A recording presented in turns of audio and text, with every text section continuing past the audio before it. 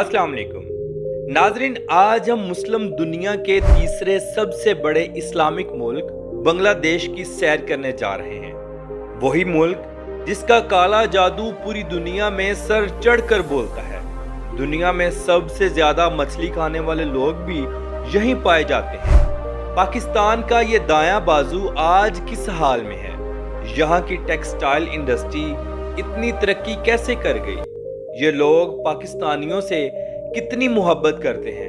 ऐसी बहुत सी दिलचस्प मालूमात आज की हम इस वीडियो में आपसे शेयर करेंगे, इसलिए वीडियो को आखिर तक जरूर देखें और तमाम दोस्तों से गुजारिश है हमारे चैनल क्लॉकवर्क को जरूर सब्सक्राइब करें। तो चलिए टाइम ज़ाया किए बगैर वीडियो का आगाज करते हैं। बांग्लादेश, जिसे ऑफिशियली तौर पर अवामी जमहूरिया बांग्लादेश कहा जाता है, इंग्लिश में इसे the People's Republic of Bangladesh कहा जाता है। ये बरसगीर के शुमाल मशरिक में वाक़या जनूबी एशिया का एक खूबसूरत मुल्क है।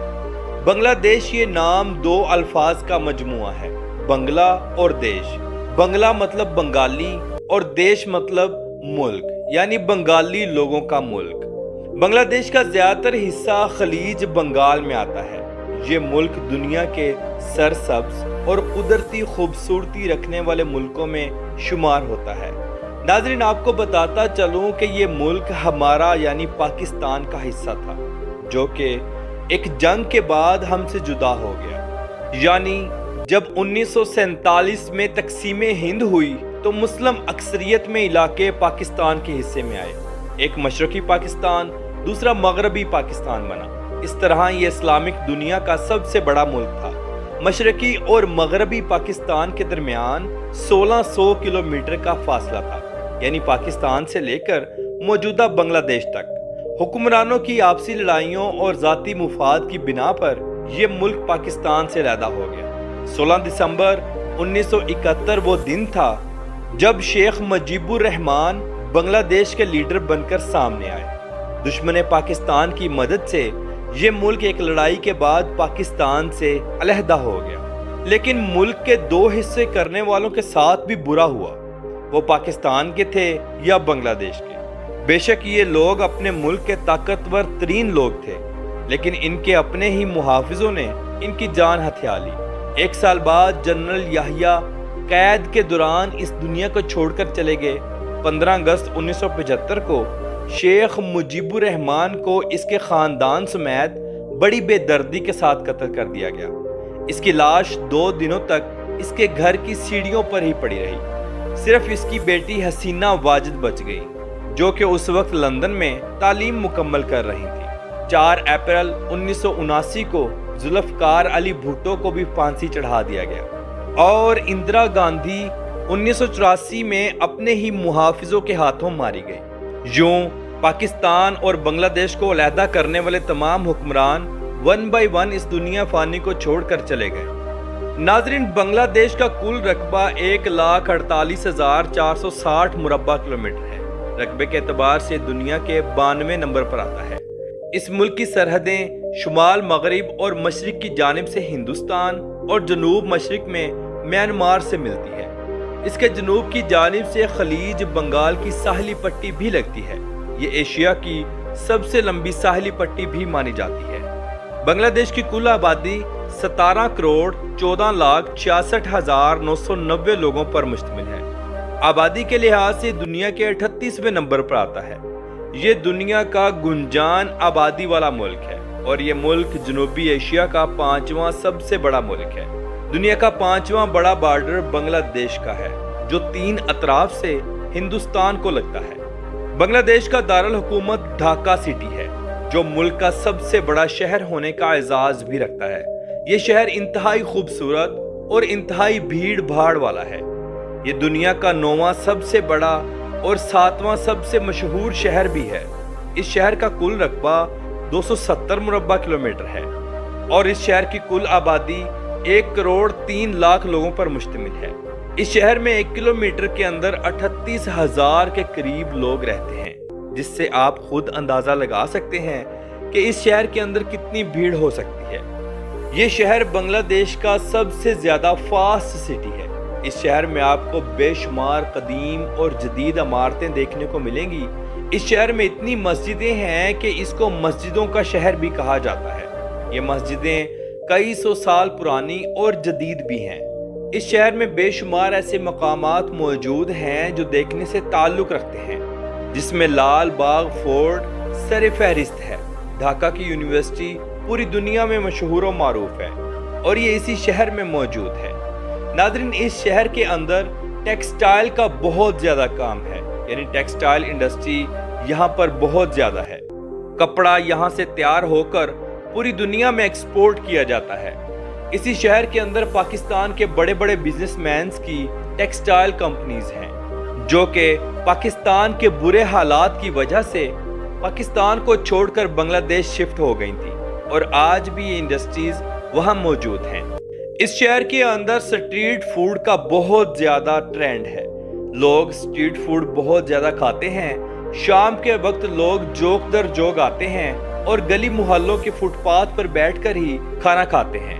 یہ لوگ گول گپے، بڑا پاؤ، دال چاول، مچھلی چاول بہت شوق سے کھاتے ہیں۔ بنگلہ دیش کی آفیشیل زبان بنگالی ہے، لیکن اس کے علاوہ 38 اور بھی دوسری زبانیں بولی جاتی ہیں۔ بنگالی زبان کے بعد ہندی سب سے زیادہ بولی جاتی ہے، لیکن ملک کے تمام اداروں میں انگلش اور بنگلہ دیشی یہ دونوں زبانیں بولی جاتی ہیں۔ بنگلہ دیش کا اگر دوسرا سب سے بڑا شہر دیکھیں تو وہ ہے چٹاگانگ۔ یہ شہر رات کے وقت روشنیوں سے جگمگاتا ہے۔ بنگلہ دیش کی سب سے بڑی بندرگاہ بھی اسی شہر میں موجود ہے۔ اس بندرگاہ کے ذریعے سالانہ لاکھوں ڈالرز کی سرمایہ کاری کی جاتی ہے۔ ملک کی سب سے بڑی امپورٹ ایکسپورٹ بھی اسی بندرگاہ سے ہوتی ہے۔ اس بندرگاہ کو چٹاگانگ بندرگاہ کہا جاتا ہے۔ اس شہر میں بھی بے شمار ایسے مقامات موجود ہیں جو دیکھنے سے تعلق رکھتے ہیں۔ اس شہر کا کل رقبہ 168.07 مربع کلومیٹر ہے اور اس کی کل آبادی 54 لاکھ لوگوں پر مشتمل ہے۔ اس شہر کے لوگ انڈیا ممبئی کے لوگوں کی طرح ساری رات جاگتے ہیں۔ بنگلہ دیش ایک اسلامک ملک ہے اور یہاں کی تقریباً 92% آبادی مسلم ہے، لیکن یہاں کی 99% آبادی بنگلہ دیشی ہے اور باقی 1% لوگ دوسرے ملکوں سے آ کر یہاں پر رہائش پذیر ہوئے ہیں۔ بنگلہ دیش کی سرزمین پر 8ویں صدی عیسوی میں اسلام داخل ہوا۔ عرب تاجروں کی بدولت اس خطے پر اسلام چمکا اور آہستہ آہستہ بڑھتا چلا گیا، لیکن تاریخ میں یہ بھی آتا ہے کہ 13ویں صدی میں اس خطے میں اسلام پہنچا۔ 16ویں صدی عیسوی میں مغل بادشاہوں نے یہاں حکومت کی، پھر 18ویں صدی میں برٹش یہاں قابض ہوئے۔ برطانیہ کے وقت اور برطانیہ کے جانے کے بعد یہاں مسلم اکثریت ہی تھی۔